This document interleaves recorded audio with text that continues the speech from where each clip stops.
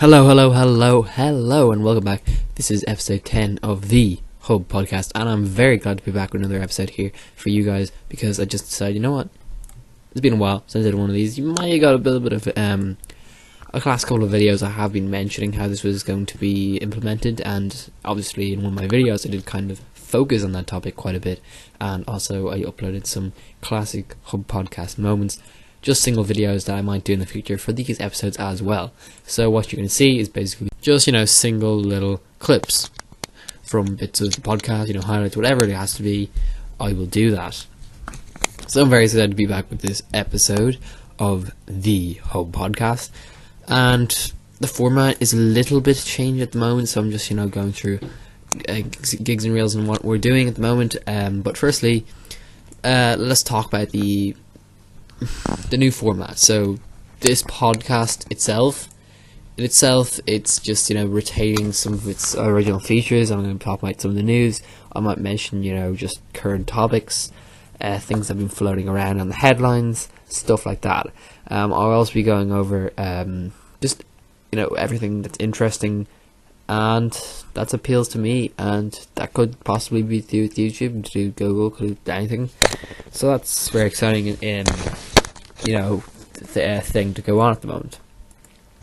The first thing I'm going to talk about is some other stuff I'm doing on the channel. So just some some updates. That's what we'll start off with. Updates on the channel. Basically, guys, in terms of updates, things are a bit stagnated at the moment. If you logged onto my channel at the moment, you'd notice that I haven't been posting too many videos recently. Mainly down to, lack of commitment really, but mainly just lack of time really. I've been doing midterm. I'm in midterm and I've been taking a little bit of break, but I've also before that had exams, so I took a sort of a break there. Feel free to check out some of my playlists. I've been making a lot of those recently, and there's a good few of those that you can go check out. They're good fun and all in the best interests. Hopefully some of those appeal to you.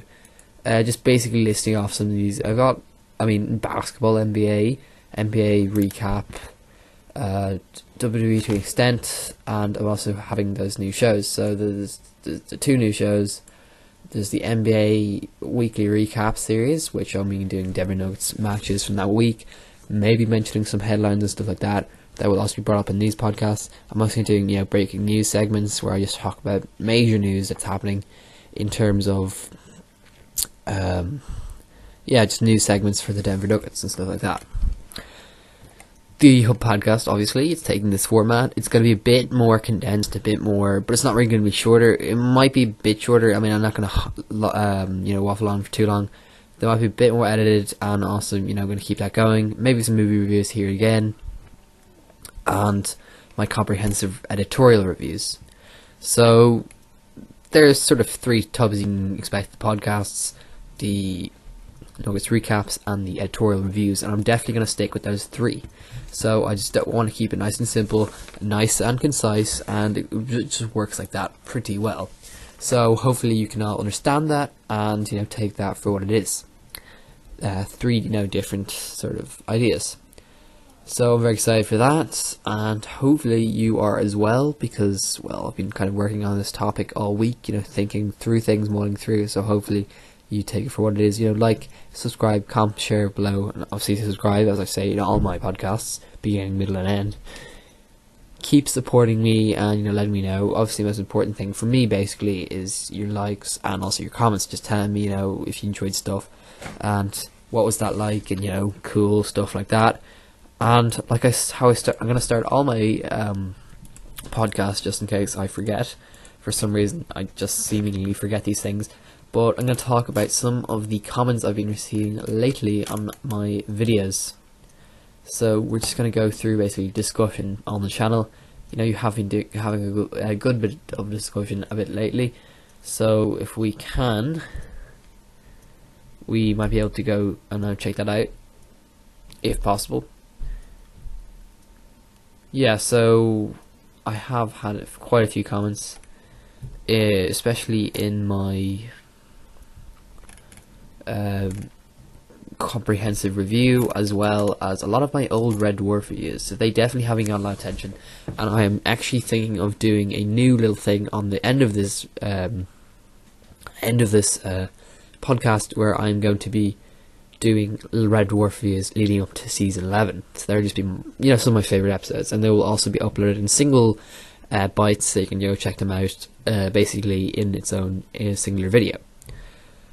Let's just check up on some of these comments here. So from the episode Red Dwarf Lemons, Leader Strag commented, ironically, the guy who played Jesus in the third episode was actually an atheist, but the Jesus he plays comes across as someone who feels bad about all the things that just happened because of his teachings, even though he didn't want that. That pretty much sums up the sons of God right there. I wonder if Camille will ever return. I think it might be a tad awkward, but could still be funny. To this day, I wonder if Lister actually feels a bit heartbroken about Rimmer's Subi downfall. And some of these comments here I might just mention in the end of this. Obviously he made a comprehensive little talk there, and also just more support here from Michael Brill. Hey, good video, glad I found it. I'm a big Doctor Who fan. I actually just put out a Doctor Who video on my channel, check it out.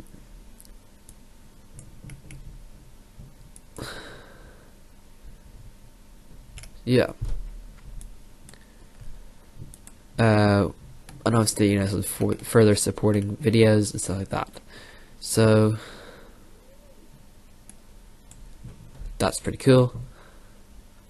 I think next up I'm going to, just talk about that special comprehensive review I did post. You can go check it out. I'll leave a link in the description. It's also part of my Red Dwarf memorabilia playlist. You can also go check that out there.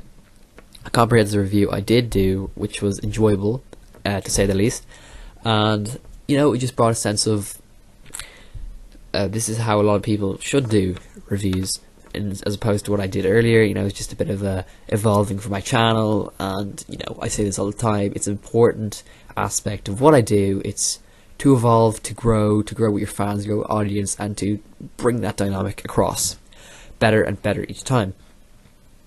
I was going to mention something right now, and it's basically you guys can compliment absolutely anything you want in this video, but mainly what I'm looking for in the comments for this episode or further episodes, your favorite episodes of Red Dwarf, why, and also questions at the end of these reviews talking about any questions you want to ask me about Red Dwarf, because I know that's a big like among the fans of this channel. I know it's kind of what I started with, got you guys interested in the first place, so that's definitely going to be a standing point for the channel. So basically any questions regarding Red Dwarf, comment below in this episode and further podcasts, and because I will notice them, and I will definitely reply in these podcasts as well as in the comments. Thank you guys. So that's all you wanted to comment. I don't want to confuse things any further than that. Just Red Dwarf, anything about Red Dwarf episodes, anything, ask me questions, also talk about yourself regarding the episode. And this week I'm going to, obviously won't be able to comment on this episode, but this week I am doing my favourite, that is one of my favourites, Red Dwarf Future Echoes from season 1. A great classic episode. I think it was, I believe, the second episode in that season, and what a way to bang open the season there. So it was just a really, really lovely episode, and I will be reviewing this at the end of this podcast. You can just skip ahead and go to see that if needs be. Okay, moving off that topic and swiftly onwards. That's basically all the channel has to offer. Let's talk about 2015 a bit, because yes, 2015 has been years of peaks and valleys, ups and downs, and definitely a really, really interesting year for me. I have opened up a new channel. Obviously, I opened this channel up in 2014, near the end, and I have opened up a new channel, and that is Tim Nolan. It opened up, I believe, May, sometime around that, so a couple of months, half a year after this. And I was basically aiming to, inspired by some of my friends in school and stuff like that, to game and stuff like that. I don't think I've mentioned this in my podcast 100 Video Spectacular, but basically that channel really pushed forward my video content creation. I found new ways to do different styles of presenting and stuff like that, and I just really enjoyed showing you some of my games. So I'm still doing that currently. I'll leave a link in the description for that channel.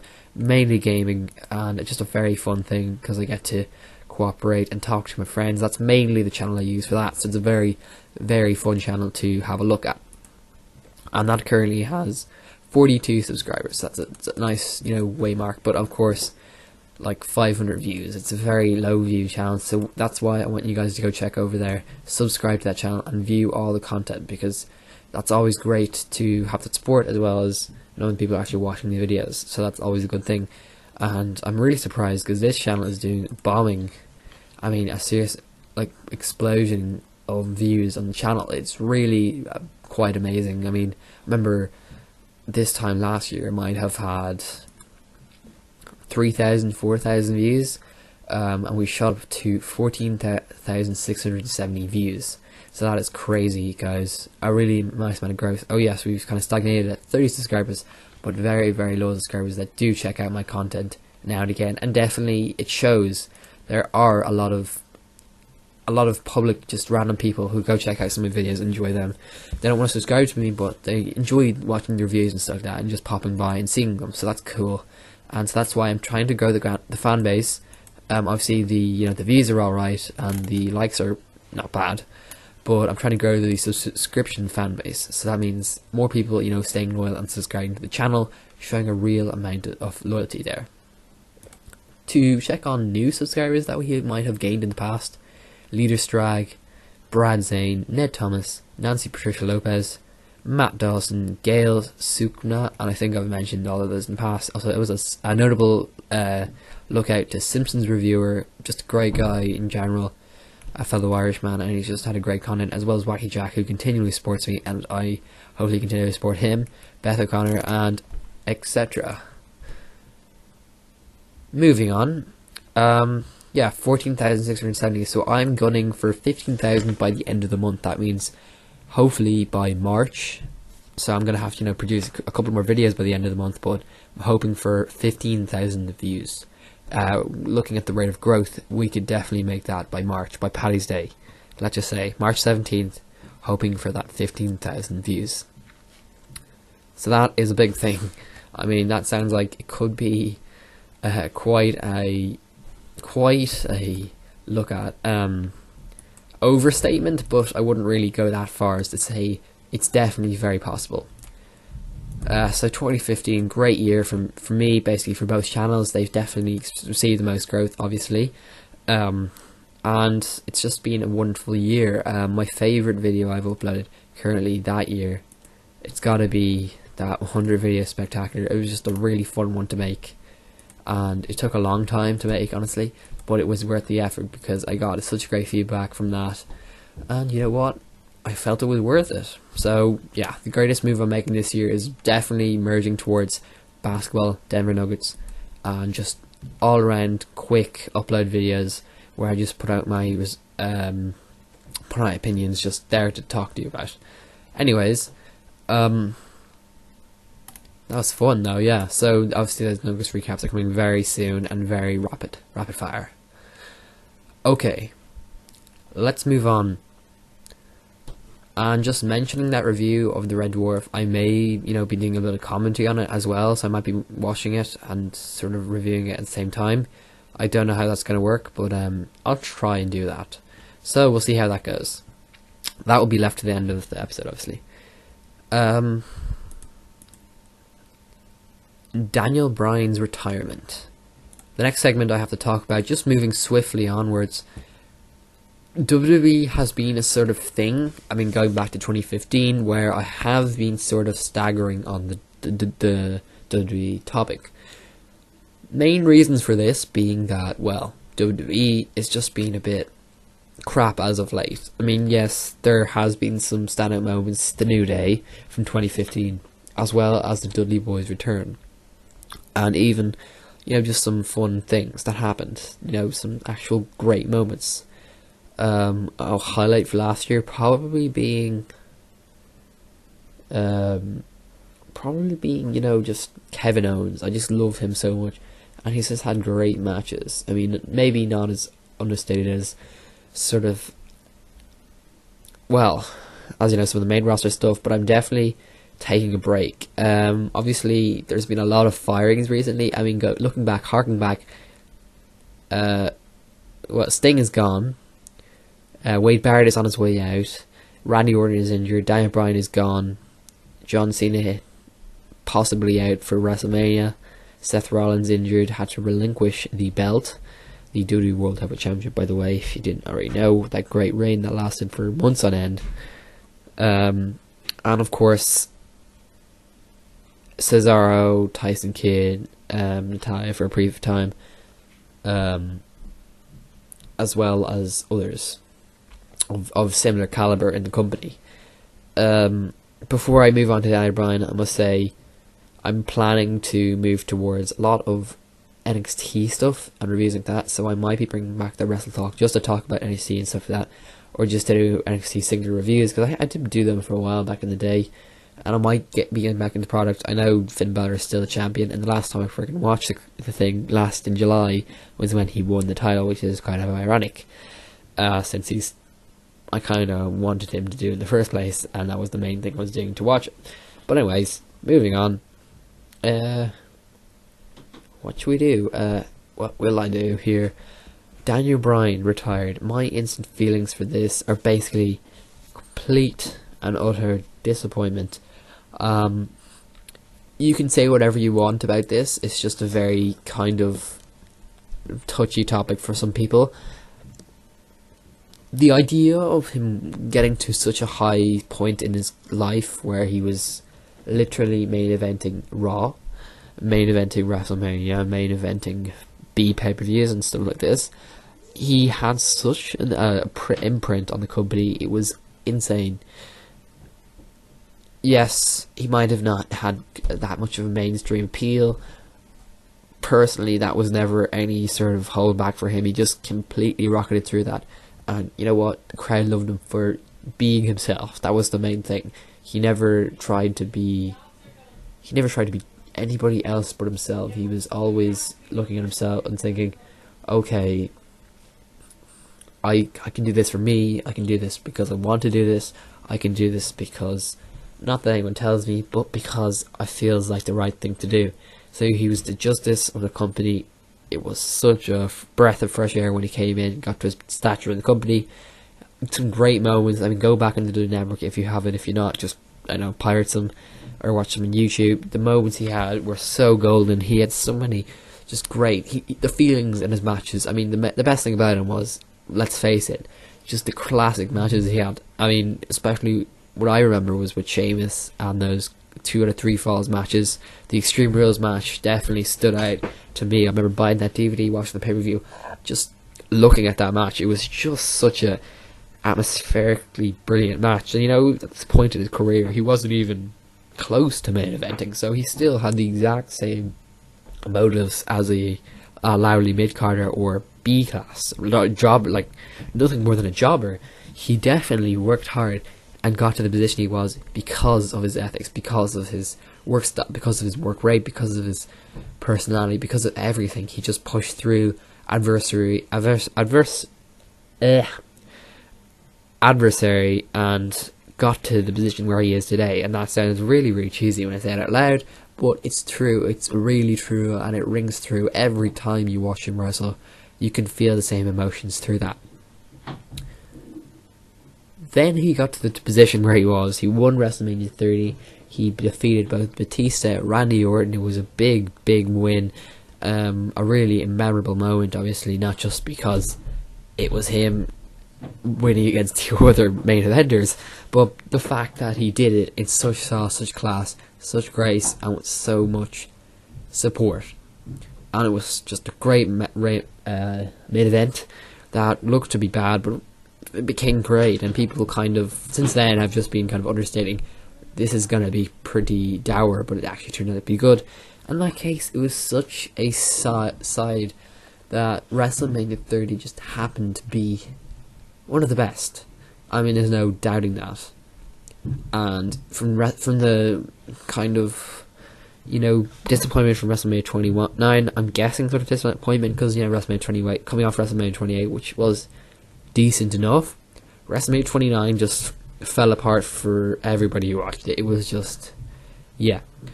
Back in the day, I just thought it was good WrestleMania. I looking at like magazines and stuff and seeing it, I didn't think too much of it, but I do know now that going into WrestleMania 30, it was such a amazement to see such a great WrestleMania follow such a bad WrestleMania, we should say. Then WrestleMania 31 came along. I wasn't expecting too much. I didn't think it would live up to the hype of WrestleMania 30. Honestly, I don't think it's as perfect as WrestleMania 30, but 31 had so much to offer in so many different areas.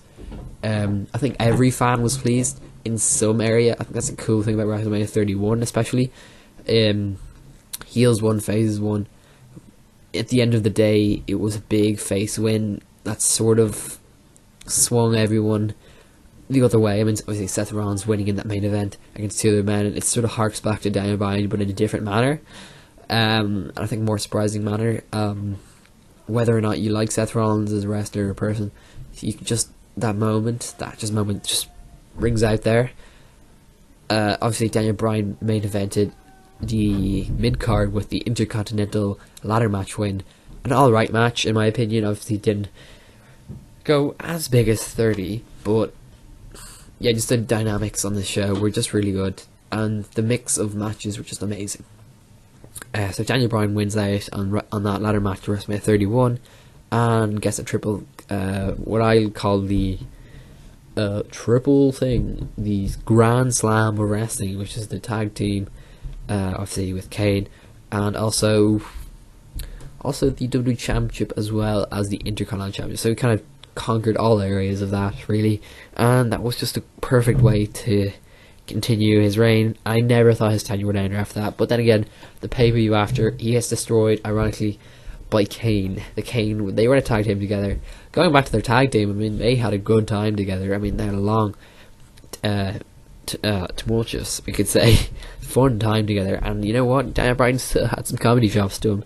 He definitely brought a lot of fun to the role that we never thought we'd expect from what he used to be heel, and then he just turned completely 180 degrees, went to this just different side of the character, completely blow the socks off everyone who saw it, and it was just a fun thing to see. So yeah, going back to moments like that, it's just all these special moments you remember. You don't really remember the downsides because there weren't many. Obviously in the past year he's had a couple of speeches where he's talked about how things aren't going so well, he's trying to recover and he's going to be back soon. And then of course this last one, which he did comment on Twitter he wasn't coming back. These head injuries were too much. He decided then and there, like a week before that moment, he had to retire. He had concussions. It usually was about the neck injuries. He definitely was recovering from those neck injuries, and he could have had a bit of a career after that. But those concussions, 12 concussions later, since he started in ROH and stuff like that. And you know what? Very, very, very saddening. And just surprising. I didn't realise the concussions would be the main impact for him. Obviously, it's like, well, I just thought it would be, something to do with his neck or something to do with his back or something. You know what? The physical calibre that he had, it definitely makes sense now. Concussions obviously would have been an impact. And the wrestlers, he could wrestle with any wrestler, so it was like a strong style sort of. He could do strong style, he could do technical, obviously he's kind of mastered that a bit. But he obviously took in everybody else's style to try and cater to that, to try and make the matches better. So he would always obviously try and defend himself with those other styles, and that has kind of had a big impact, a very negative impact on his body, but a very positive impact for how we remember his matches. So it's sort of a give and take. Obviously a bigger give than take, but honestly, for what he had a great career, even more arguably outside of WWE. ROH, he, I believe, got voted 8 times in a row for Best Technical Wrestler of the Year in the wrestling industry. Not WWE, obviously, but for, just the Wrestling Observer, or whatever they're called. Just the big, he just got completely respected on the indies, and he made such an impact there that it kind of transcended boundaries in WWE. It's not something we hear of too often, but I believe it happened for him, and I believe that if this rant tells you anything, that this is just one of the best. He's just out of this world, unbelievably brilliant. I'm not overstating this and saying he could have been the best of his generation even. You know, we could say CM Punk was better, but honestly, just Daniel Bryan, just he had that it factor to me. Honestly, he just headlined this generation, and for how short it was sweet. It was brilliant. And so I'm not even going to focus on the negatives here. I'm just going to say this is positively brilliant. And yeah, that's all I can say. Positively brilliant that he had such a great career, and the end was sad. But guys, let's not focus on that. He had, for what he had, it was brilliant. One of the best. If anything, I'm gonna keep talking about it every single week just to tell you how great he is. Yeah, so that's my talk for Daniel Bryan. Ranted on for him for a while now, and yeah, hopefully that kind of made some legible sense. If not, just complain to Hotmail, Mr. McMahon. Okay, moving on. Yeah, Daniel Bryan's retirement, very sad, harks back to Edge's retirement a couple of years ago. In fact, like 5 years ago. To this day. No, not to this day, but you know what? WWE is a mess at the moment. Just saying, guys, if they really think that Roman Reigns is their answer to their problems, it isn't. And they need something else. That's a simple way to say it, but Daniel Bryan was a big loss for the company. I think more so for them now than any other time. So it's just a very difficult time for WWE. Best wishes that they can actually improve and make some sort of WrestleMania 32. I mean, hopefully this one will be somewhere near WrestleMania 31. Hopefully 30. We'll see. Guys, I'm not even that positive. I don't even watch WWE on a daily basis or anything like that. I'm just not into it at all. So I'm not really a fan, guys. Sorry. Okay, I watch NXT. I watch News Underground now and again. But for me, guys, it's just not what it used to be. Even going back 1 or 2 years ago. So that's crazy. But anyways, it's completely different now. It's unpredictable, and sometimes it can be good. That can be positive. But in this case, it's just not great. For all reasons inclusive. Yeah. I just gotta say that, guys. Just gotta put it out there. It's the truth.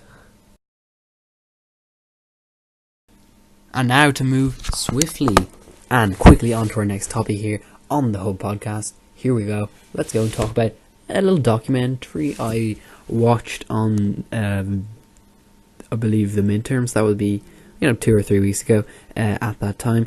It was a very, very, very enjoyable podcast documentary. I saw this. It was on one of the Irish channels. I believe it was on TG Car. The history of TG Car, they do, like to show a couple of basketball things here and there. Have basketball recaps. They have a couple of things on there. They have some live finals a couple of weeks ago. Comment on those. Yes, I'm not big into those things, but I do follow them time to time. If I had to pick a team, it would probably be the Blue Demons or whatever they're called. I think the Swords Thunder won though, but I do like the Demons from Cork.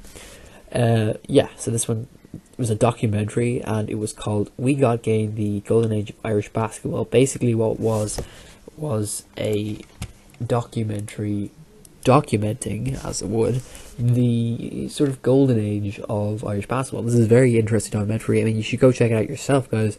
I mean, I just kind of stumbled across this thing offhandedly, really, and it was a good find, really.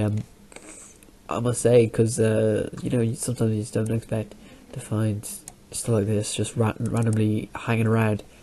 And luckily, I did find it on the internet, so I can recommend it to you guys. It is on video, I believe. So if you literally just go search it, "We Got Game Irish Basketball," it will be one of the first searches going up there. I might make a review of it on a website or something like that, or on this YouTube channel, or just upload this individual clip. But basically, this was a really, really enjoyable documentary. Sorry, and I'm gonna go through, my review of it. Just go through things like that. And so it basically began our narrator, manager, I believe, back in the 80s, sort of the golden age of Irish basketball, as it begins to document. As you know, basketball today is a little bit more toned down in Ireland. It's quite amateur, quite phased out a little bit from the rest of the major sports. It's just a minor sport thing. It's not a big ordeal over here as it would be in America. In the past, a person called Paddy O'Connor wanted to improve Irish basketball in the 1970s. It was quite a new sport here, and he just wanted to. He was very passionate about the sport, as a lot of these founders were. He wanted to start it up. He wanted to get it going. He brought in some interest into Killarney, the place where he was. He talks about the whole idea of bringing Americans in. There were the sort of college kind of people age group, so they were kind of developmental age, and he would bring in just black people, I should say, but it was into a very white Irish society, so it was a very, very interesting move over here. So yeah, they do go through some of the weird steps going over here. I mean, it didn't sound too difficult at the time. I guess they had good money, and the Irish basketball was not deeply indebted, so they definitely could get some players. I mean, they had Bedford Hewdy and Hewdy, and these were first interest to come to improve the game in Killarney. So we started off in Kerry, and there was a lot of difficulty, especially as we go through some of the interviews, because there was a great deal of interviews in this documentary, especially some of the players. So some of the interesting comments I heard were just them saying they had such difficulty adjusting due to the lack of other black people. I mean, at this time in Ireland, you have to realise there were very scarcely amount. I mean, I'm saying in a community especially a closed up community like these little towns, because back in the past, definitely there were a lot of more smaller towns than there are cities and metropolitan areas now. Nowadays, back then there would be scarcity of any black people at all. So coming from Detroit, Kansas, Chicago, places like that where they originate, these players, these college athletes coming over, spending about 20 years in their society, completely multi-secular, and then coming over here and then experiencing just that complete drop off into a complete different world. Everyone's white. Everyone well, obviously everyone speaks English, which is one of your attracting points, but it's just completely a different society. It's a small little town, and most of them coming from those big suburbs and stuff like that. So it was an interesting change. I mean, some people, I believe the people in this documentary, they got very used to it and they actually enjoyed it. So it was definitely a more positive change than a negative change, in my opinion. They didn't make it sound too negative at all. We go through a bit of the history of the sport, and we hear about the breach of constitution and fine done by Killarney at this time. They weren't meant to do this in the first place, but you can just hear it in the voice of Paddy O'Connor, who does an interview here. You can just hear it was such an important thing for them to do this and to get these people to bring them over here, to haul them out, and to have this as part of their game. So I mean, breaking constitution for them just felt like, well, if we do it now, I feel like this could be a trendsetter for the rest of the league. So they paid out the small fine. They got to keep the two players. It was a very a lax system. I believe it's called the basketball Ireland. They definitely had a very wide view on the whole event, so it was definitely corrupt or anything like that. I mean, a small fine was paid out. It was kind of simple back in the old days, as we learned about this basketball association type thing. Again, close-knit, everyone knew everyone. It was a very fair system. I mean, back then, you wouldn't have people like just pulling out really unfair rules where no Americans at all, no other foreign players can play in this league. They were like, okay, we'll bring these two players in, they can play as much as they want in this league. So that's what happened. We see footage of, you know, some of those classic days in the beginning, especially there in Cork, and then moving on to Kerry, and then moving on to Cork. Cork was a big place, especially among the working class unemployed, for the basketball players. Obviously, over here in Ireland, you'll notice that they're amateurs. Everyone is amateurs, and especially in Cork, there's a lot of working class playing the sport. So that's a good portion of the city all engaging in the sport. I mean, it's a lot of people growing up with it. We see, you know, children playing it and stuff like this today's. Yeah, and the league there has been blooming quite well. So obviously you've got the like of the Demons and Neptune. So we learn about that kind of rivalry, two big teams, and also, you know, just some of the things that go along with this. The big rivalry there, the Demons and the Neptune. I almost found this part of the documentary the most intriguing, just in terms of the type of rivalry they had. It was so intense, guys. You can just imagine in these small buildings, these close kept places, these big warehouses run down from the community, and soon to be Neptune would build their own arena soon. But we just look at this for a sec here, because it was just amazing in that small society, the atmosphere they got there. No wonder these Americans, who you will come to learn, had such a bond and such a draw to these places. And there's no wonder, because the atmosphere was amazing in these buildings. There's lots of great archive footage shown in the documentary. It just documents how great it was. I mean, you could see the players running along and getting brushed on the legs. You could just feel it. You could feel it through the speakers. You could freaking feel it, man.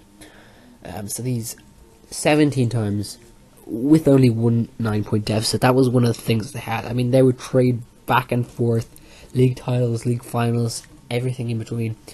And definitely two players, Terry and Jasper, had a really intense rivalry on court, and not so much off court. You know, they were fair, they were fine, they were like very close, and especially, you know, the black players brought over. They definitely made good bonds together, because, you know what, coming over from such a different society, obviously you're going to want to have some sense of home. So definitely it was a really nice little societies in these little regions like Cork, Kerry and the West Coast, as well as Dublin. My favourite player mentioned in this documentary has got to go to Jasper. I mean, just that style of play he had, such an exciting player over there in Cork. And he was a crowd favourite with such an aura. I mean, he's a big guy, but he had such a great aura, and he just blew up the crowds over there. Especially, I think he got the biggest hype out of anybody in this documentary. There were intense, passionate crowds, and you could tell the people were showing up. It was sold out night after night. You would hear of people looking through the rafters to get a look at these players, because they were just such a draw. I mean, it just prodded so much, especially in the early times, you know, late 70s, early 80s. Yes, we also had the likes of Kelvin Troy, aggressive style from New Jersey, competing with two clubs in Cork. I have this written down here. Kelvin Troy, if I remember, a very cool, calm, collected guy, who's one of those people who, well, he's one of those people who I believe he had that cool exterior, but he also didn't threaten anybody. He was never fighting anybody. It's like all of these players, just picking out him, one in particular, very nice guy on the court though. He brought the game. He definitely, as his name to the documentary we got game, he brought the game to basketball to Ireland. He definitely had those rivalries, especially with the likes of Jasper McElroy and stuff like that, and yeah, the likes including lots of other players. He definitely headlined his own team. He made such an impact, and he brought his team to dominance, especially I believe Neptune and of course Demons were the two teams in Cork he played for. He had a good career before that, obviously in college, and you know, some of these players, as we will learn, went off to do great in this as well when it came to life back in America in college, and then went over back to NBA. So that was a very, you know, transitional period for them, and it really was one of the highlights of the career, I'm going to say. Go for a second. We learn about some of the sponsors as well as, I believe, Jackie Solan started the Bergland International in Cork. He wanted a lot of showboaters on his team. He wanted the best around. He was very passionate about the game. It was just kind of like, marking point of what it was like back then. So I believe that Bergland, this new team they set up in Cork, it was just another marking point of the times they lived in, where you get lots of sponsors, you could bring over these players, and he had such a passion that he would get the very best of the best. He was looking for the best of the best, and he did that. And honestly, you can just see the passion he has, even just looking back in his days. He looked with rosy cheeks, starry eyes, back in the past, back to that time, one time in particular, early 70s, 80s, that point on, just a lot of different emotions going on from that time. I can tell you, honestly and truly, it was so much more exciting back then. Honestly, just thinking about what it's like today, the atmosphere is just nowhere near as passionate as together as it was back then. The people who play there, it's like I can't even stress on what these eyewitnesses put to promote this, and it's a very obvious thing that they're enjoying it so much. Yes, okay, so moving on here. Let's just push on in this documentary here. But Dave Hoopla in Northern Ireland was a guy who was sort of a coach brought over, and he definitely was a great shooter. He had a bit of he had a bit of a thing for Ireland. He had a love affair with Ireland. Let's put it lightly that way. He had a great group over there. There were Americans who brought over. These Americans might even have fit into society so much that some of them even stayed. So you can see how this was having an effect. I mean, there was a good bit of migration here in the country, if you must remember back in the time. There was a lot of people who were missing out on opportunities. In America, college is very, very competitive, especially in the basketball league, where it's one of the most competitive sports ever, because literally 1 in 1 billion people actually make it. I mean, this is crazy. I mean, like, each year some people just, a lot of these people will go back over to Europe to get a bit of development going on. So going over here, Europe, looking for the development from college, not exactly making the NBA drafts at that point, but heading back over. I plan to head back over to America in a few years. They had to get that development through, as you can imagine. I mean, you can see this today with like Emmanuel Media going over to Guangdong Tigers for China for a while. I mean, that didn't quite go as long as possible, but same sort of theory. A lot of these players, I was learned to document, decided to choose Ireland. This was one of the reasons being the fact that it was a nice marketable place due to friendly people that they would learn to come to.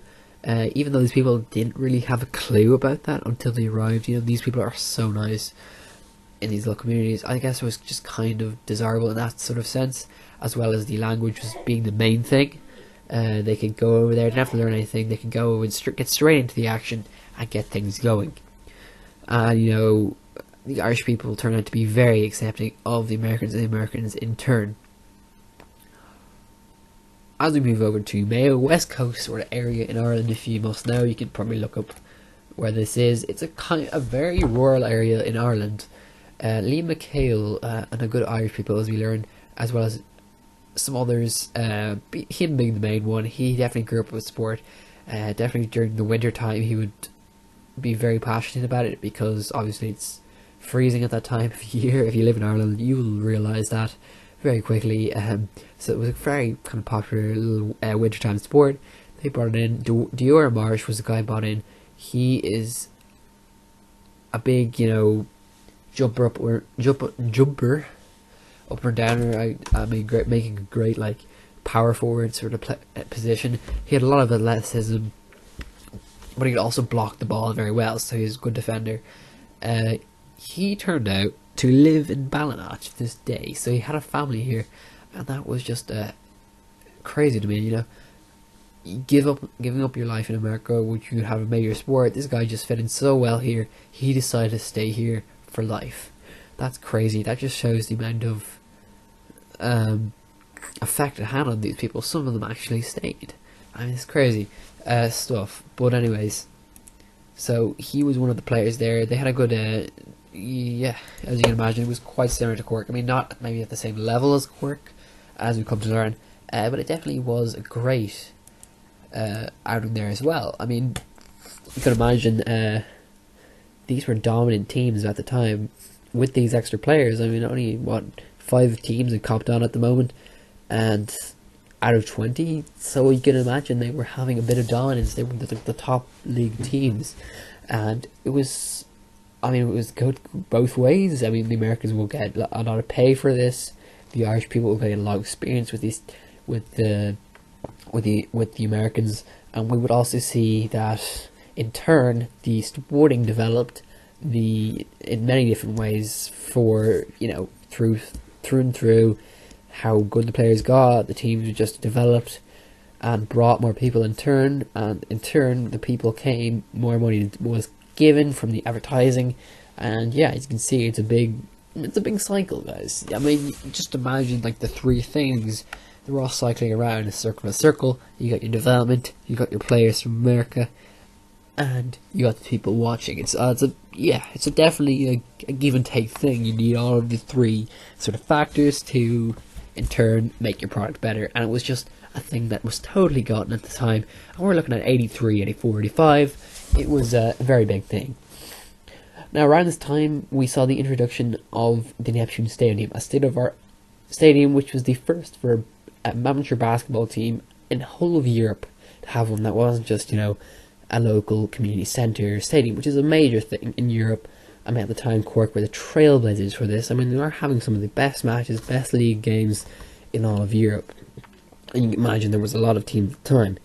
Yes, a flourishing and blooming, developing sport that just kind of gotten ring in Europe. It was still, at the time, honestly, it was big in America as well. So, as you can imagine, that kind of transcended over boundaries, lines, and brought it over to Europe. I definitely, enjoy this part of the documentary. In some parts it does repeat, a little bit. Just, you can understand the Americans were really, really amazed by what they saw in Ireland. We saw like Anthony Jenkins, Jasper and Terry in Ireland, and they were all good friends. They had coaches like Clever and Mario Ellie, a partner with Kelvin Troy, one of the best partners we've come to learn about. So there was a lot of partners. Over in Dublin, we had another sort of area, which is UCD Thunder. Leicester was a big one. I believe Mario Ellie played here in this area. He was very, very successful, going on to win NBA championship 3 times and become a manager for Brooklyn, assistant manager for Brooklyn Nets. Kelvin was a guy, Kelvin Troy, as we learned, he was such a great defender and stuff out there on the field. He did want to stay in Ireland, so he grew attached to the life here. As you can imagine, this was crazy because on the other hand, we saw the like of Mario L, who wanted to travel the world. He went on to go back to NBA. So you can imagine, personally, I don't understand why you would want to stay in Ireland. I mean, I guess just the attachment they grew over that point of time. I mean, they spent like 8-9 seasons, some of these players, especially Kelvin Troy, so I guess you can see that. Mario Ellie's been about a couple of years here, but he wanted to be more of a, I'm not going to go as far as saying Harlem Globetrotter, no pun intended, but he definitely wanted to, travel a bit more. So that can make sense.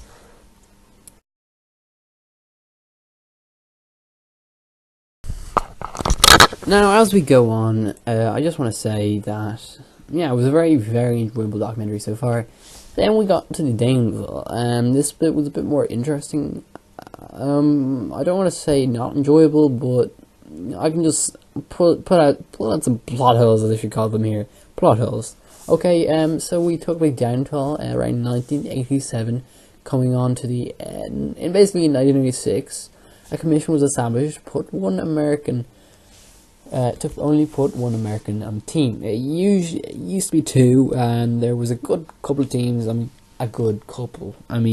Like 10 teams, guys, talking about it, who had 2 American players on the team. That was sort of the limit at the time.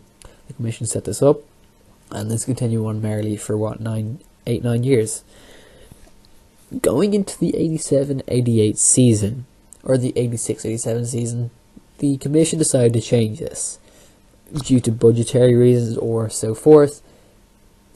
This occurred. I mean, times were changing. I guess people were moving on. Ireland thought, well, the commission thought, well, and the association as well, for some reason, thought, well, what if we just bring it down to one player?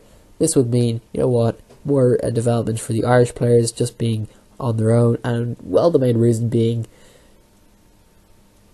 we cannot afford to have all these American players, and how about just one Irish person per, and then we would have a good 4 other Irish people on the team. This would be kind of crazy that there would be like 2 Americans, they believed, but this seems just completely crap. I mean, the reasoning behind that was just, I mean, for me, obviously it's being biased towards the opposite, being having more Americans on is better, which is, of course, it ended up being, as we will go on. There was definitely a very negative reaction in Cork, an area very passionate for the sport, where people were felt that the Americans are being punished for being good. And definitely this plan backfired. I mean, a majority of the clubs, surprisingly, supported the idea of only having one American. I mean, they probably looked at it from the outside saying, well, yeah, that makes complete sense. And I mean, if you think about it, it does make complete sense. Limit to one American, 4 Irish people get a chance to play in an Irish league. Very good. But of course, if you think about it from the other perspective, having more Americans, or even not limiting it, so you can still have 4 Irish people, 1 American, or you can also bring another American and have 2. And you know what? That would be great, and that's why it got the success it did. Basically, you know, if you look at it, the reasoning behind, like, there's like 3 or 4 reasons why you wouldn't, and that would be obviously what I listed below, what I said before, being that, of course, well, why would you do that? I mean, it just makes no sense to me, honestly. I mean, I'm not going to go into it anymore. Here we go, one more little rant here on this, you know, documentary here. Of course, being at the end, obviously the Americans will come in, they would help the Irish development. I mean, if you think about it, like, bringing in Americans, they're going to bring more class to the sport, they're going to bring something better to the sport, and obviously the cost would be covered by sponsors that hopefully people who are actually passionate about would bring, as such as, you know, Pat Sullivan and Dave Hoopla, as well as more, and the crowds, they left, and it wasn't fun anymore. Especially the Americans would say this, you know what, it was a domino effect. If they had sponsors, if they had everything going for, if they brought more Americans in with the money from the sponsors, if they had the more Americans to bring flash to the sport, to get the sponsors to work, to get people to watch, to get people to get into stadiums, to, you know, even draw, you know, passionate support for the relationships, and just really associate basketball with excitement, razzmatazz and more, and even just grow more excited and drawn to the sport because of this. That was all gone. There was no uniqueness to it, and just the class and golden age that was really revolved around these American players, you know, bringing so much more to the sport and even making the sport better. It seemed, even commented by some players, that this experience and the love of it was gone, and the Americans were the ones who brought it, and as soon as they had come, they left. It was down to one player. The thing was agreed with around 1987. It was gone, guys. There was nobody left. Stadiums were emptying out very quickly. There was not half the crowd there used to be. You can see it today, guys. There's just not even as much, you know, intrigue in the sport. And if you want to know if things change, I don't believe the commission has changed. That's a crazy thing today. Even looking today, I mean, seriously, it's just exactly the same. I mean, nothing really has changed, again, as I said.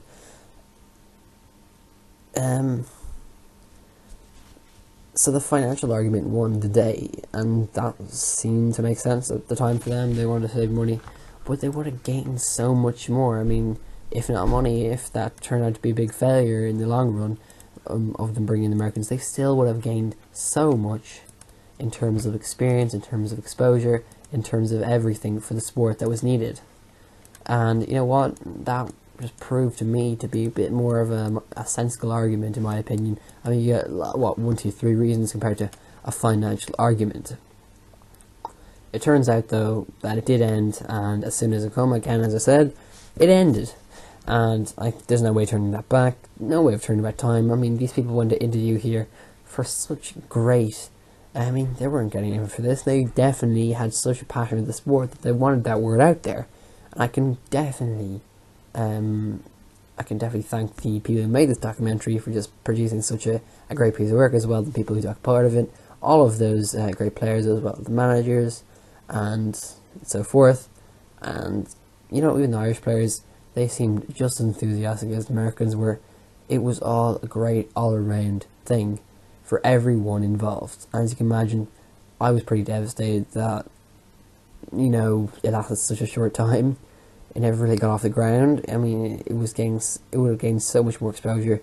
We've done so much more Irish basketball. I mean, we've had barely any of Irish players going to the NBA, and I think this would have been a saving point for a lot more Irish players to develop and get to the same level. I mean, even the likes of, if you look at Irish players, like, even looking at the likes of Lee McHale, I mean, he definitely could have made the NBA. Even just when the Americans commentate, he could have made the NBA if he was just a little younger. I mean, if we had more Lee McHales, more Calvin Troys, they would develop. The Irish players would get better. We could have had a great Irish national team, and that was the whole point. Paddy at the start had said he wanted the Irish national team to improve, and playing abroad in different countries, he decided, you know what, we definitely need to get better because we were not playing good at the time. And so, that can make sense. So that means that we would have probably won some Olympic gold for Ireland. I mean, crazy to think how that chain could have, developed and sprung on. Well, not gold, but we could have been up to standards with other basketball teams around the world. Anyways, that's just a long nonsensical rant. There you go, that's my review of We Got Game, the Irish Age of Basketball. Go check it out, I'll leave a link for that in the description. A very enjoyable watch. And especially if you're in any way interested in international basketball, or if you're from Ireland and want to see what the hell is up with this, why is it not like this anymore? It's just completely different today, guys. That's my honest answer. Crazy to think. I was going to go and talk about some of the Irish college basketball today, but I realised I'm going to be running out of time pretty soon, so I'm going to get to my next topic, get on with that, and not worry about that. Let's just move on, because it's kind of depressing. And it's NBA time, obviously. I mean, it's been NBA time for a while.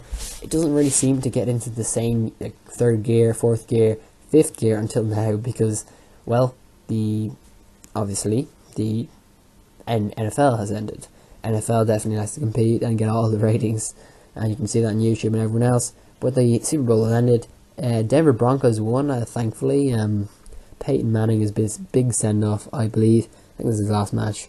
Do not know for complete clarity or sure, but obviously it's going to be wild next season, so a lot could happen between then and now.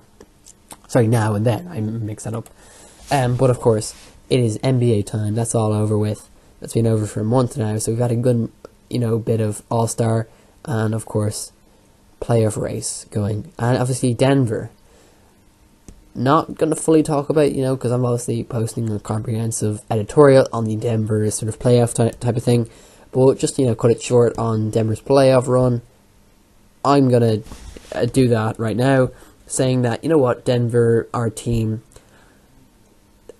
for all of the development that they can do, they just don't seem to have that drive. At the moment, what I mean is Mike Malone, he's a new coach, brought in here. Sometimes he can make mistakes, sometimes he can't. I mean, the way I kind of gauge sort of understanding and look at even just how good and how great, some of what people think of these teams. I just go onto the Facebook, I log on to Denver Nuggets, go into the comments, check some of the matches, and see what they posted on them. So I've definitely seen a lot through the days. I can tell you for Swift that this team has got so much potential. I mean, you can just see it in the passion of the fans. You can also see it in the players we have. I mean, reading out the current players they have on the team, if I was just to list them out. I mean, firstly, obviously, it's not a star-studded team in any sort of imagination as we had, 5-6 years ago, where I believe the team was just a lot stronger. This team has so much in it, and we definitely can get through trade-offs. We've had a few kind of bits and trade-offs since the after that, where we had the trade deadline. Trade deadline is basically after All-Star, where you see teams getting just a bit more time. Use time. Just obviously people can trade before, but it happened, of course, because people want to make the trades, if that makes any sense. So we definitely signed on Jakar Sampson, I believe, after this trade deadline. I made a video on who we signed before, but I'm just going to list out the current roster here just to say you can drop players after this trade deadline. You can also sign players who are free agents or whatever, and we did do that else. So our current roster is sort of different from the start of the year. We wavered off a few players. To name a few, we wavered off JJ Hickson and some others. Here's our current roster. Darrell Arthur, a forward. DJ Augustine, a guard. Will Barton, a forward guard. Wilson Chandler, a forward. Kenneth Reid, forward. Danilo Gallinari, forward. Gary Harris, guard.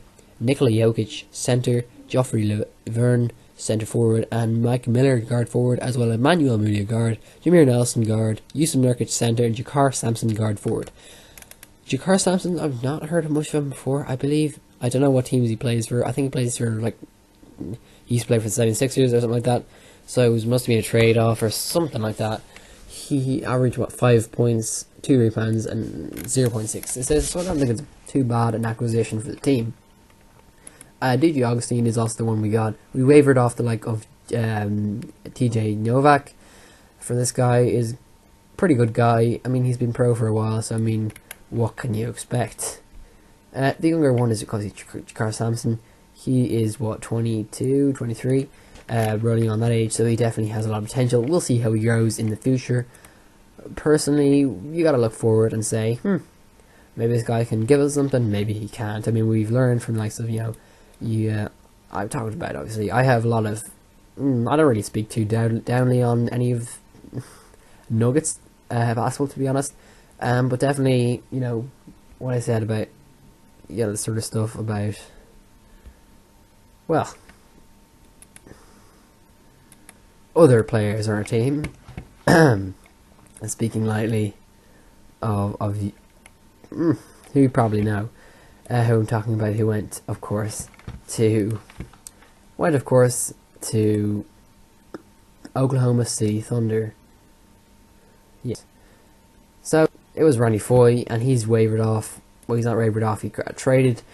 So we're pretty alright at the moment. I mean, honestly, we're not going to make the playoffs. Honestly and truly, I've been kind of reading through this for the past. I think I commented on this at the start of the podcast. Even just thinking about this, I think about this all the time, really. But personally, we're falling at 23 and 35 leaves. So definitely we're not. We're 12 behind 500.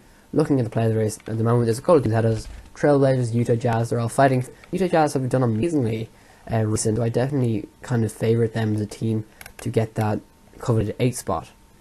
Even 7th spot. Portland Trailblazers could probably nab that 8th spot at the moment. Looking at it, I mean, I'm still in the Western Conference because personally, I don't care for the Eastern Conference, and the Western Conference just appeals to me more, as obviously Denver Nuggets are in it. Our next match is this today, Dallas Mavericks. I'll be probably looking at the highlights tomorrow or watching a bit of the match. So let's go Nuggets. Hopefully we can get a win, and you know what? Have a nice away win going into our 7-game stretch at home, and that's where we should usually pick up wins. That's where Denver usually pick up wins. I mean, to be honest, we got that altitude on our side, and hopefully Mike alone can put his socks up and put on Yusuf Nurkic. It's the guy we kind of need on. He doesn't make a lot of fouls, to be honest, but Nikola Jokic also does. He doesn't necessarily have the same upside as Nikola Jokic as a center, but he definitely needs more experience, more playing time. I agreed. When he came back initially, at the start of his run this year, he was so great. I mean, he attracted so many people to watching it as well. He was a bit of an exciting player, and he definitely had a good night. So I think bring the monster back on for a good 30-odd minutes today on this match, and hopefully we can get something going with him. I mean, that's all you can really do. Hope, and that's one of the things, because it's Denver Nuggets. You know the thing I love about him? When choosing a team to support in the NBA, I never really chose a really good team.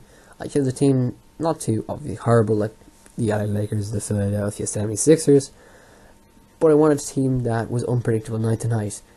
They do have upside, they do have lots of downside, I mean, arguably more downside, but definitely a team where you'd get behind and say, hey, I love this team, and there's reasons for it. There's just unpredictable, and in night after night you can say, oh, we had a great night tonight.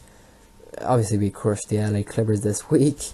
We crushed them. We got a good surprise win. And obviously Chicago Bulls this year was a very good win for us, as well as Golden State Warriors. So it's a team that can very, very nearly surprise on a great deal, and also have big upsets, big 6-game losses as we've had earlier this season. So hopefully going into the 7-game homestand, also tonight against Dallas, we can kind of finish off and move into the last 10-15 games with a bit of pride in our hands. Currently, obviously thinking of our current squad, doing alright. Mike Malone, honestly, I think we should keep him for next season. We want to keep stable. I've heard a little bit of this in the final comment below.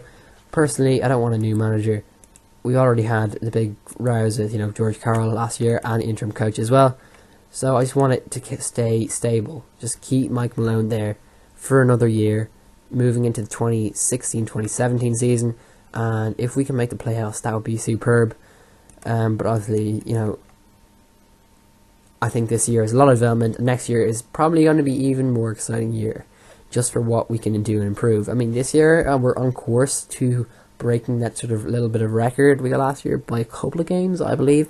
We finished 32-50 last year. Possibly this year we can finish, I'm guessing, just a moment, based off of what I see in a win-loss record at the moment. We got about, 15 odd games left. Wait, let me do the maths here. 58. We got about 23 games left. So out of those 23, say we win 13. That's being positive. That puts us at 36. I'm going to say 35 wins and 35 losses. No, that makes no sense. 38 losses, is it? Okay, I don't know. But currently I'm thinking 35 wins and about 40 something losses. I don't know what it is at the moment. But hopefully a little bit better than last year as we go finishing off this year. No playoff race for us, unfortunately, guys. We're just too far off at the moment. And, those kind of middle bottom area of the playoff race in the Western Conference is just doing really competitively and well at the moment. Unless we see big, start losing droughts for Utah Trailblazers and also Houston Rockets, it's going to be a null void trip for us. That's it for me talking about this, but also just want to make a quick mention on the All-Star break in Toronto this year, 2016. A very enjoyable one. I'm kind of still in the middle of watching a lot of different things to do with the All-Star break. My favourite was, of course, it was the dunk contest. I just want to comment on this because, damn, it was explosive. It really was. I'm going to say no pun intended, because it literally was explosive. Honestly, we had Zach LaVine, we had Aaron Gordon in the final, one of the best in many years. I mean, I just saw how great it was. They went back and forth like boomerangs, man. Boomerangs. They were so good, so competitive. It was amazing how we could just get so much. Obviously that Zach LaVine was defending from the year before. He actually ended up winning this year as well, which is well he deserved. Honestly, I think even Aaron Gordon performed a little bit better. Some of the dunks he performed was out of this world, guys. Crazy, guys. If you had seen this guy, you would have been absolutely... words can't even speak of this. You got to check out the highlights yourself. Go check it out. It was really, really amazing turnout for him. Yes, so that was a great, great event. Go check it out yourself if you're interested. There was the obviously the All-Star game with a little bit disappointing. Kobe Bryant got subbed off by 2 minutes at the end, so you get his own little celebration going on there. The Black Mamba bows out for his last ever All-Star game. A bit of a disappointing game, but anyway, Russell Westbrook became the MVP for the All-Star game, and the Western Conference inevitably won once again. Yeah, seems fitting with Kobe Bryant on that team. Our 3-point contest winner was Klay Thompson, surprisingly. I thought it was going to be Steph Curry. I felt like Steph Curry just left off the pedal a little bit, just to, he was just resting his arms, guys, for the next night when he was playing, which doesn't make any sense because he had a week off. But anyway, whatever. He decided to take his foot off the pedal, take the iron out of the fire for a bit, just to give someone else a bit of limelight. And it was also on his GSW. It was on his Golden State Warrior team anyway, so he didn't really care. Kevin Hart appeared in the All-Star game as well as in a little 3-point contest I saw. I believe they made the score so that it was actually Draymond Green won, but I believe Kevin Hart hit like 2 more in the end of the game that they didn't include. They just kept the score, so it was just so obvious that Kevin Hart had won. But Draymond Green obviously is the center, so he doesn't really shoot threes many. But seriously, mate, I think Kevin Hart won that. You should go recheck the scores there. We also have Celebrity All-Star Game. Don't care at all who won that one. Doesn't really, give a slight rat's ass to me, honestly. So, yeah, that's that. Anything else to comment on the All-Star? I'll just say it anyway. NBA, what's it called? You know that YouTube channel? I can't remember what it's called. It's on the NBA YouTube channel. Yes, anyway, those guys, NBA starters, the starters team, they had a great little talk show going on. They are weekly, Mondays through Friday, and they had a little thing going on in the All-Star. They do it every year. It's between it's between Lee and Taz Mellis, and it's where they do a dunk contest. And this year Taz Mellis won, I think. No, sorry, it wasn't. It was one of the others. Anyway, they had a really enjoyable dunk contest. It was really fun, as well as Lee doing a 3-point contest. So that was fun. A really fun event, really. It's not too serious, not to be taken too seriously. But some pretty amazing moments out there. You gotta stay tuned, especially just even if you're not that interested, or you do care a little bit, but not incredibly like me. Go check out that dunk contest. It's just a little bit of recommendation this week. Okay, moving on swiftly from the NBA, I'm gonna go through about one more topic, and then we can move on to our review of the Red Dwarf. Basically, guys, let's go on and talk, just a little bit through some final things before that.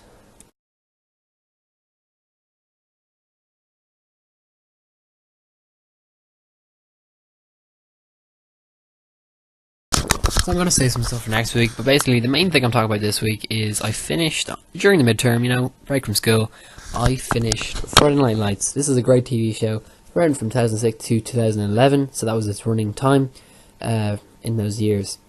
It was a really interesting show, mainly due to the backstage stuff, but also the in-stage stuff. It was filmed in Texas. Great show, especially, I'm just going to comment on my favourite character. It's got to be Landry Clark, I believe his name is. Jesse Plemons in real life, a very good up-and-coming actor, I believe. You'd probably see him in somewhere else now and then again. I think he's one of those actors from the show that's going to go on to do a lot, and it's definitely this guy, as well as one of the main actors, I can't remember his first name, but it's like something Chandler. He was really good as the main, Chandler Riggs or something like that. But definitely he was a great dad. The chemistry between well, basically it's a manager of a football team, and he goes on to coach this high school team based on a movie, which is based on a book. And he goes on to coach this high school team to try and get them to state championship. Basic premise. Very interesting relationships. The main thing you need to know is the great football. Like, it filmed the football in such a unique way. It had this kind of unique way of filming it. It also filmed everything else just really realistically. I guess that's the main thing. The relationships are very realistic.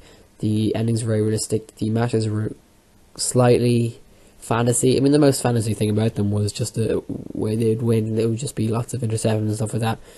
I don't think that many interceptions happens in high school, college football. Call me crazy, but yeah, they did win a lot of miraculous games. But I watched all 5 seasons. It's great. It's on Netflix. You can go check it out yourself. It speaks for itself. I made a review of it because I'm not really feeling up to it at the moment. But it's definitely just a great one to check out. Definitely on the watch list. A really good one. Obviously, I said my favourite character already, Landry. Just a great guy. Honestly, they make you feel. Sometimes you hate the characters, sometimes you love the characters.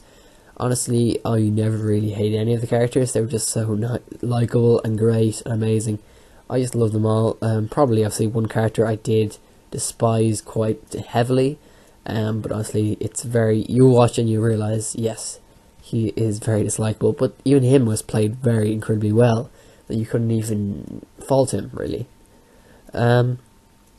yes, they did have a bit of casting change going into season 4, I believe, and season 5 was the same as season 4, but still moving on. We did have one of the main characters playing Creed nowadays. If you go see that movie, the main character in that is the main character in season 4 and season 5. Funny enough, it does changing guard and connotations going into season 4 and season 5. You wouldn't notice this and you see it, but they do it so swiftly and so well that you almost grow to love them as much as you did the originals. Personally, I think the original cast were the star-studding banners that they still did keep on occasionally and here and again, and even one of the main characters still stays on through all 5 seasons. I'm not going to say who, but anyway, you just feel the show just beams of this enigmatic style. And yes, all of the characters are played brilliantly, all of them. I say this all the time, enigmatic style is one of my favourite words, or phrases basically. That's 2 words. 2 words for you. But anyway, this show just beamed with so much life, so much in it that I just completely loved it. It was funny, it was great, it was dramatic when it needed to be. It was a rom-com, it was a drama, it was a teen drama, but it was done so well, so stellar, and I can't but recommend it enough. I will on top of this next couple of podcasts if I have to, or do a review on it. Great show, go check it out. That's my short little offhand review of it. Go check it out. 5 stars, guys. 5 star. Maybe 4 star, but 5 stars. Let's move on. I'm going to go through a few little newsy thingy bobs. Newsy bobs? Is that a thing? Basically, each week I'm going to go through a little bit of NBA news. See what I like, see what I don't like. And it's going to be the same as what they do on the starters. I'm going to say, is it news? Is it important? Is it not? Do I care? Do I? Let's go through all the stories.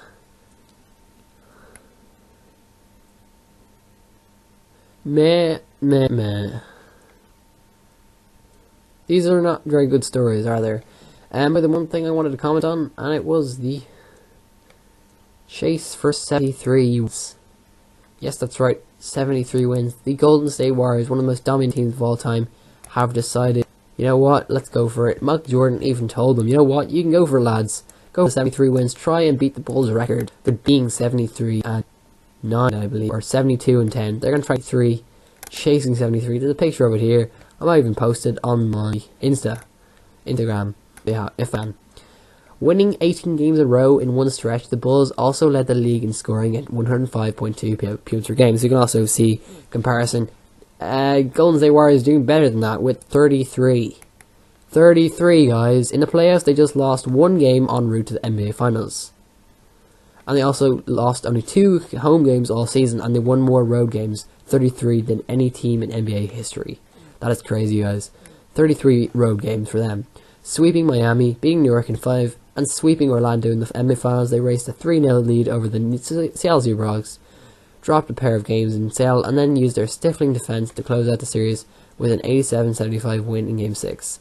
This season, the Golden State Warriors started with a 24-0 run, part of a 28-game win streak, starting back to 2014-15, before falling onto Milwaukee on the road. As they make a run for a 70-win season, plus, because they want to get somewhere close to this, and perhaps the Bulls' all-time win mark, see how they compare record-wise to check out at this point. So there's a great little NBA article here. It shows you basically how they compare in all sort of shapes and forms. Personally, I think, you know what, the squad completely matches up arguably better than the Chicago Bulls. Chicago Bulls maybe in a bit more, in a more competitive time and with a better show-getter being arguably Michael Jordan, but I think Steph Curry definitely is a better scorer overall, and it's just a better scoring team. Even the chemistry might just be slightly better, so in some ways this definitely goes further than the Chicago Bulls team from back then. That's a very brave comment for me, and a very bold comment for me saying that, but honestly, you know what, it's got to be true there. I'm going to put it out there, this team definitely could do it. They definitely, I mean, if they get far enough to get 70 plus wins, God, they're going to go for it.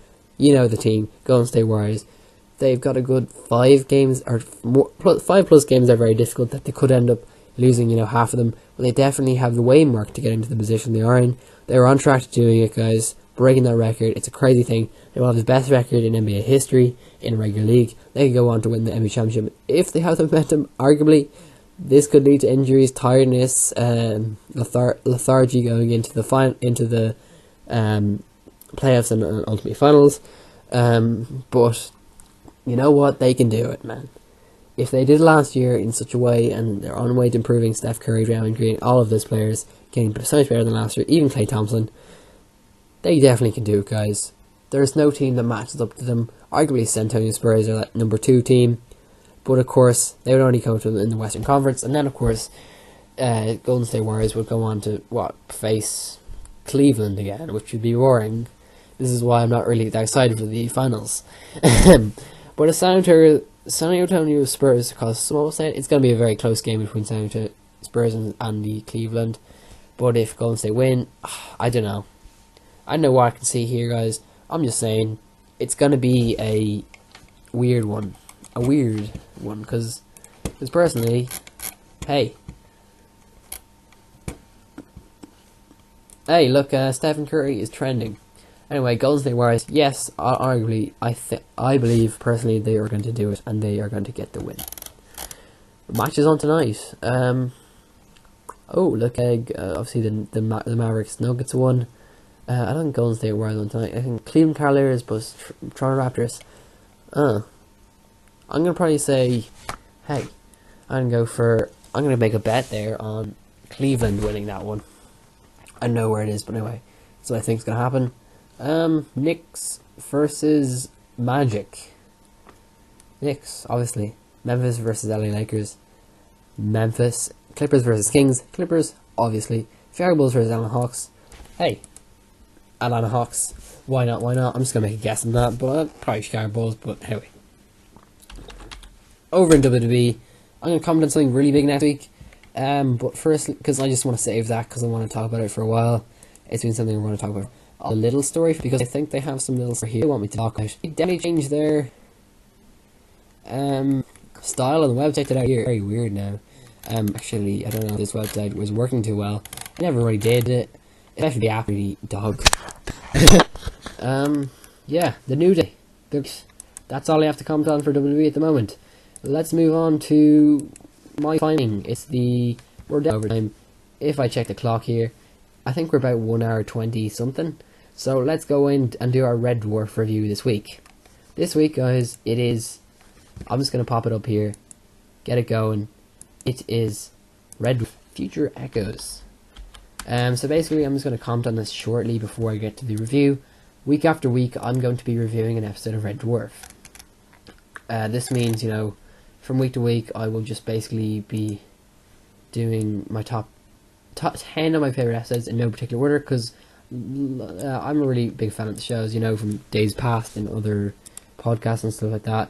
But definitely, it's just been hard for me to, choose one episode or the other. And favourite episodes, I value all the seasons pretty much individually, really well, and that's why I just find it so hard to choose a favourite. So these are 10 of my favourite episodes, or actually 11, just celebrating season 11 in the countdown, so hopefully I can get all 11 of these out in each podcast reviews before the inevitable Series 11. I have no idea what's coming. It might be spring this year, or it might be autumn this year, as well as Series 12, which is filmed shortly after. I think it's filming currently at the moment, and that will be coming up next year in 2017. So 2016, Series 11, Red Dwarf coming this year. Let's go on with the first episode being Future Echoes on my list. This was sort of a no-brainer for me. I did my first episode at the end, a comprehensive review. You know what, I had to go swiftly on. I mean, it's a bit unoriginal to go on to the second episode of the series, but it happened to be Future Echoes, so I couldn't really turn it down, could I? This episode, I'm going to comment in 1 second. Just hold on 1 second there.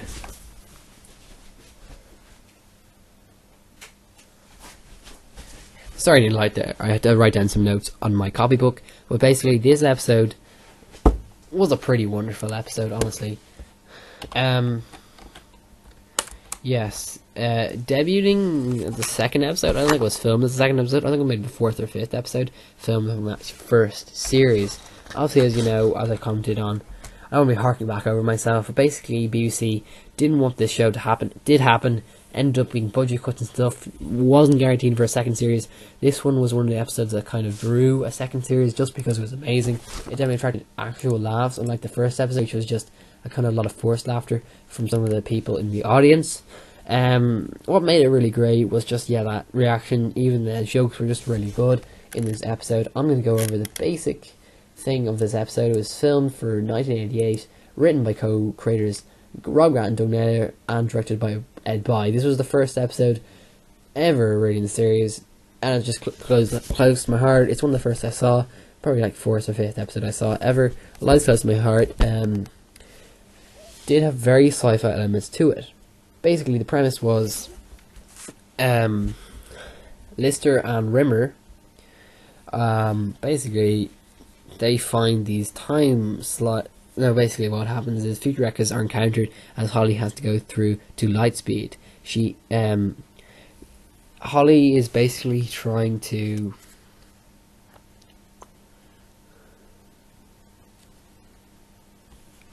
in 24 hours he'll be hitting his Lightspeed.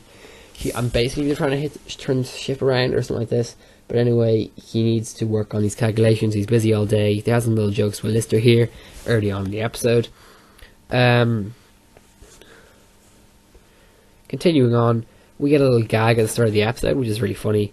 It was Holly talking about the PE teachers and how his IQ is the same as 6,000 PE teachers. His IQ, by the way, is 6,000. There's one of the jokes early on. But basically, Lister encounters Holly really, really busy. And Lightspeed. He's preparing to go into stasis. From the first episode, he wants to get back to Earth. That was his basic premise. He decides, you know what? He's got to do it. Holly gets a bit of comedic timing here. And, he's very fun in the episode. Rimmer is just all over the place. He's like, he didn't realize that Lister basically didn't tell him that he was going into stasis, because obviously Rimmer is a robot. He's a hologram. He can't stay. He will just go Barbie on his own, I believe. He decides, you know what? Why didn't you tell me? Lister was obviously trying to dodge away from the fact to try and tell him, to not try to tell him, obviously. We see that, Lister can be a bad person for doing this. Honestly, I mean, he is a bad person for saying that. But anyway, they both comment on, they get to an argument on death. Like, death isn't that bad from the first episode. And we get some interesting, commentary, social commentary on death in this episode, funnily enough. We also talk about,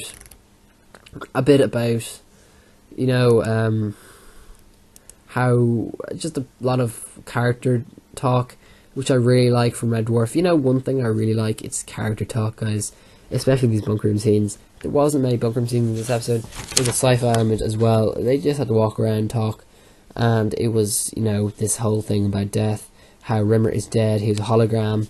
The positivity that seemed kind of imminent. It was sort of like a fake positivity, I guess, that Rimmer had. Because he just played so great. You didn't know if he was happy or sad about it. But in this episode, you can tell he's very sort of hurt about it. And although Lister sort of fakely consoled him, his main goal is to go into stasis with the cat. The cat brings all his clothes on and says, you know what? I want to bring all of these clothes with me. With all 22 of his like racks of clothes. And you know what? Lister's like, okay, you can bring 2 of these. And he's like, well, I can only drop one thing. And he just puts a scarf in the ground and says, this is the only thing I can leave behind. And he just throws it in the ground. It's very funny, very comedically timed. And you can imagine, Cat won his first roles here. First episode, he was a bit obviously off, because, hey, he only got a small role, didn't get much saying, but you definitely can see, first time you can see a bit of funniness from Cat, and definitely the first major laughs from all main characters, especially Holly and Cat. But also, we got so much pathos from the likes of Rimmer and Lister. Inclusively, respectively as well. The first sci-fi element I was introducing was, of course, these future echoes.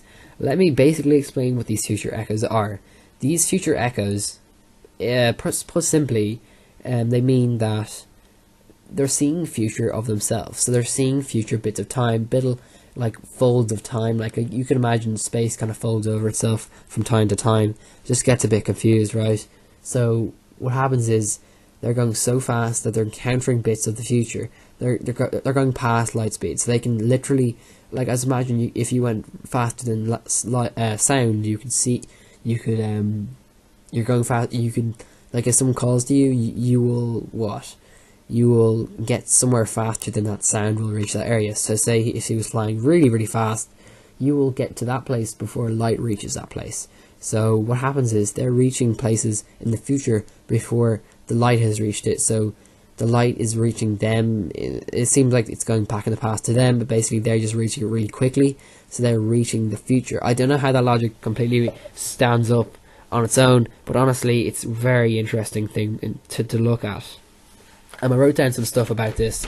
Basically, they realise that this thing that they will see haven't even happened yet. I mean, it's clear to them that, and the cat as well, they're in deep space and they see themselves in the future. We see one moment with Lister early on where he sees himself, like, cut himself, is shaving himself, like a little bit of an accident or whatever, and he's looking in the mirror, like he can see what's happening, and he sees the mirror, right? And he's like, well, what's happening here? And, you know, Rimmer's thinking he's going a bit loony, and then we see Lister, like, looking at it, Rimmer, but he's not even there, and he goes, Rimmer, come in here, and they can see, and then he can just see, you know, his own reflection, just thinking it's himself, and it's like, oh, you're really loony there, Lister.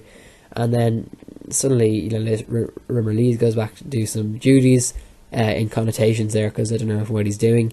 Then Lister kind of second doubts himself, but then we see the actual truth come out as he goes out into the corridor, has a little bit of conversation with Lister before realising that Lister's not talking, or Rimmer's not talking to him, he's talking to somebody else. And then he looks across and realises, oh wait, he goes over the other door to see, because Rimmer's just talking to nobody, and then he sees Rimmer appear, and then he realises he's having the same conversation. He's hearing what Rimmer said to him earlier and saying some things that just don't make any sense, like, and then you said this, and then he actually says it, and then you're like, what? I mean, that makes no sense really, but it's so funny, and you can just kind of, I guess there's a lot of leeway in this episode because it's a comedy, and you know what, sci-fi elements can be brought in really easily, and just said, hey, we can do that, dippy-doopy-doo that, and yeah, it's not too sci-fi heavy that the BBC would hate it. Honestly, I don't see how that can be possible, because yes, it's just a perfect balance. It's got comedy, it's got pathos, it's got sci-fi. How could you not like it? And when I say it's one of the sci-fi episodes, I don't think Red Dwarf is way too intense on sci-fi. It's never too intense on the sci-fi. It's not Star Trek, guys. So don't, like, fret at that. And we can see, you know, this is Lister seeing the future Echo.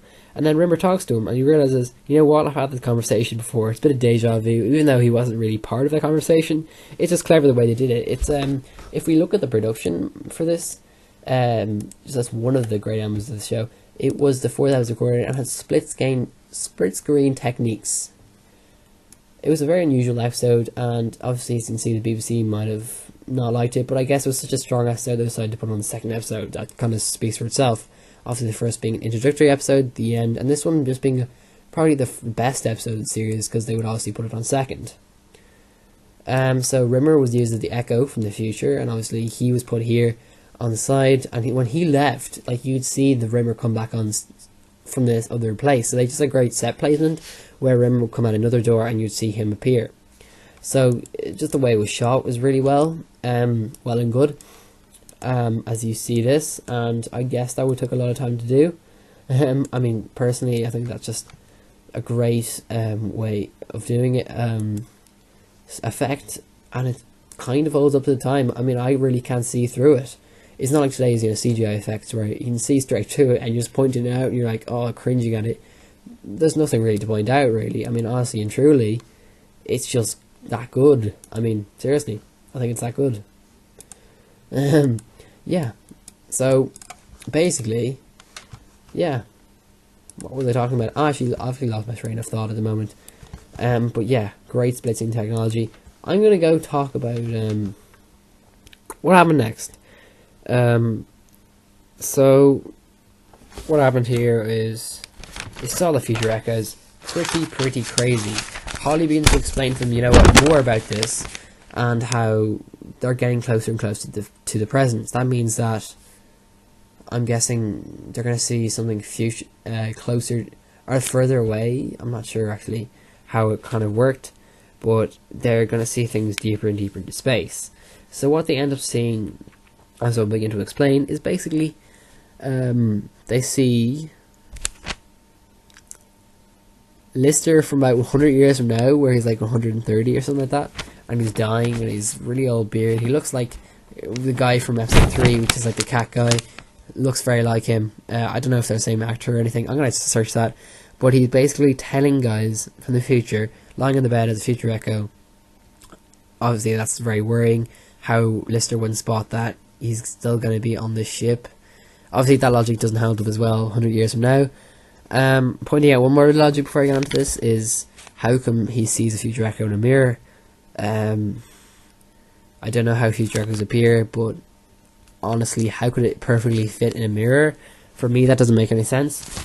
And how could his mirror be taken away like that so perfectly that no one would notice? Anyways, they're just some plot holes. But anyway, I'm going to talk about it because it's sort of like the Albert Einstein theory of relativity. They realize that things have already happened in the future, and that in conversation, Lister telling Lister, all the great things that are going to happen to him, and Lister asking when he's going to die, but obviously it's not a conversation because he's from the future talking to them, knowing that they can see him, but he can't see them, he can hear them. So basically Lister knows in the future what he'll have to say to himself in the past without knowing what himself in the past is saying. It plays with the mind. It seems simple on first glance, but that's what I love about this episode. It seems so simple. It seems so temperamental. So not temperamental, but I guess on the surface, it doesn't seem like that deep an episode, does it? But it's so deep, and you just think about it. And then so Rimmer, basically in a bit of comedy, he wants to tell Lister now, so that when he would be 110, 115, whatever age he is, to tell Rimmer what Rimmer told Lister in the past, because Lister will remember. Well, obviously that's another plot hole. How will he remember 100 years from now? Hardly he's going to remember one event, is he? But maybe him sitting in the bed, he'll remember just him looking at it, and maybe it'll just trigger a memory for him. But I don't know how great a 110 or 120 year old's memory is. But apparently he remembers and he's like, oh, I'm not going to tell you, and then he disappears, just immediately like that. And then of course they've kind of gone through that 24-hour loop. I think they kind of return to normal, but quickly they see they have to go to the medical dock to take a picture with the babies. I forgot to tell you early on, but basically what happened was Rimmer thought he saw Lister die in the drive room. A guy who looked exactly like Lister. We begin to see that he has to take a picture with 2 babies. So he goes down and takes a picture with the 2 babies. And what happens is, I don't know why he has to take a picture, I didn't realise, but these are going to be his kids. And this actually is a really clever episode because it does tie around to a lot of future events that we've come to learn of. I'm not going to talk about it, guys, because I don't want to spoil it. If I get to do a review of those episodes, it would be very fun to talk about. But basically this does have a lot of threads tied into different episodes, a lot of plot threads. I can't even comment on this one episode in this one review.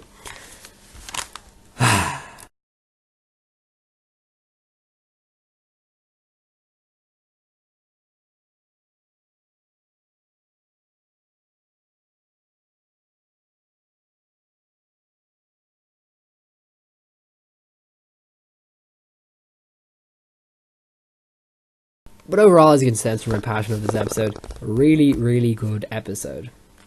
Just capping off on the end of this, Holly says there is emergency going on, an emergency.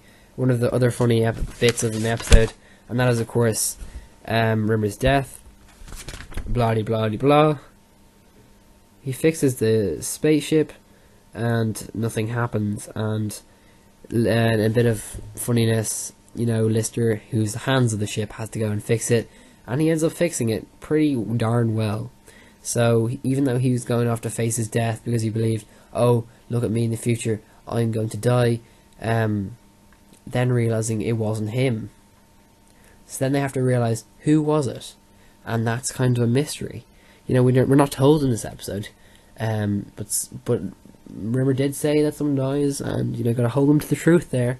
And so there's other plot threads that fix together with that, but a lot happens in this episode, and obviously that's one of the funniest moments where he just attaches things together, and it's all completely fine. It just calms down.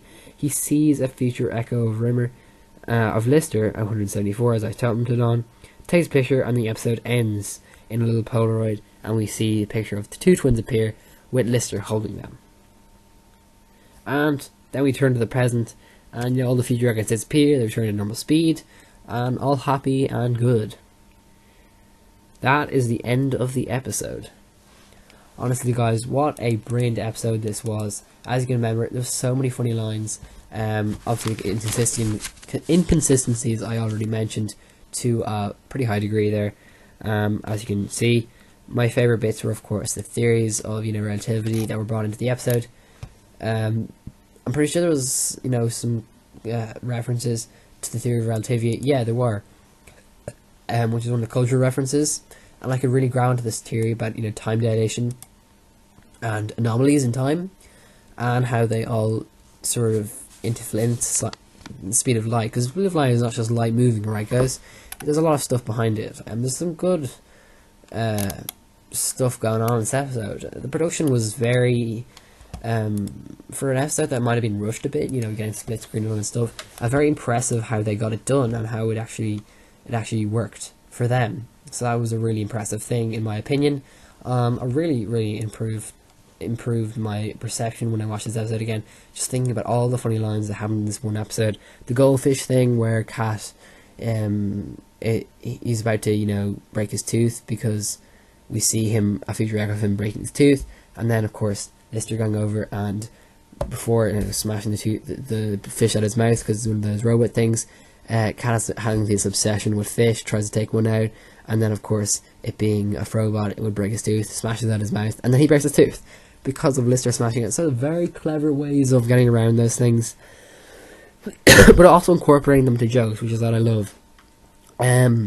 Holly has some funny lines as well. You know, he's just so nonchalant in this episode. He's just like, he doesn't care he's got the speed of light. It's almost like he's like a thug, guys. He's like that meme where it's just like thug life. He doesn't really care, guys. Whatever happens, he's going to be there for it.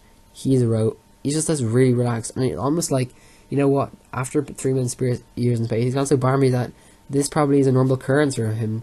If you can think about it, when the 3 million years between, you know, the thing and the leak and the safety, a lot of stuff like this probably did happen, so he's probably very used to it. He's just not telling them up and coming. And we still haven't really got an episode, a Holly-centric episode, where we learned a lot about this. But if you go read the novels, you probably learn a bit more about this. But basically, a lot of stuff like this has happened, and Holly has had to deal with it himself. And yeah, he's kind of very experienced with this, and the cast don't really know that too well, or don't really acknowledge that too well.